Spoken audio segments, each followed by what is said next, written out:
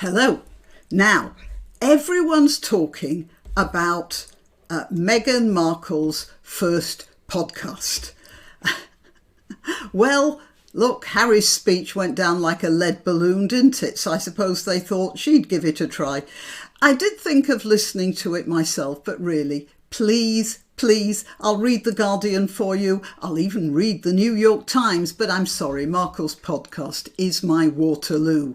Or more accurately speaking, my water closet. I just can't stand the stink. So I'm afraid I'm going to have to give that a miss. But, well, I do have something to say, of course, don't I? And this is it. I was thinking when listening to another report about the podcast, the general consensus appears to be that it was self-absorbed and vacuous and shallow. It occurred to me that for many Americans, Markle has become something of a national embarrassment. She went in there and netted herself a prince, and everyone thought that was something of a fairy story. The press here, they went wild, and whatever the USA says about royalty, I know you found it fascinating too. At least you always find it fascinating, provided it's happening somewhere else. But I don't think most of you have, up to now, had an appreciation for the sort of work the royals do. Okay, yes, they do have privilege and comfort, and I'd like some of that. But imagine you had to stand for hours looking interested while yet another ambassador of doubtful provenance tells you a bunch of lies about his country's democracy, and you've heard it all before from some other ambassador of equally doubtful provenance just 10 minutes before, and you know that even the slightest yawn, the slightest shuffle in your feet, the slightest look in another direction, and the whole thing could turn into an international incident. I've quoted this before, but it does bear repeating. I read that at some particular event being attended by the Markles, the Sussexes, it was undoubtedly boring as hell. After the first 15 minutes or so, Markle said she wanted to go. Harry, or her minders, whatever, told her she couldn't. And she said something like, "Why, they've all seen us, we've turned up, we don't have to stay now," which was Hollywood party talk, but that isn't how things are done with the royals. And she didn't understand that. As has been said in that timeless classic of American literature, with great power comes great responsibility. Okay, so the royal family have the ear of the world. It's therefore their duty to use that ear as sparingly as possible. If someone's shouting into your ear all the time, you stop listening. If that someone stays silent for most of the time and then just whispers one word, you listen. I'm talking about you, Your Royal Highness, the Prince of Wales. Unfortunately, though, he can't be disregarded as easily as all those fashionable Europeans have started to ignore Greta Thunberg. Now the gas is turning off. They're thinking other thoughts, aren't they? But back to Markle. Despite her being one of America's daughters, quite a few Americans seem to have got as fed up of her as she has of her own father.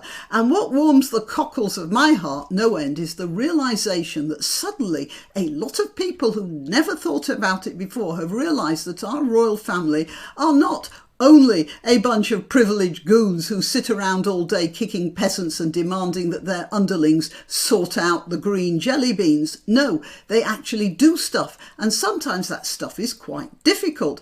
When you see the good grace with which William and Kate endured the ill-tempered rudeness in the West Indies not so long ago, without afterwards going to the press and framing themselves as victims, you realise what I'm talking about.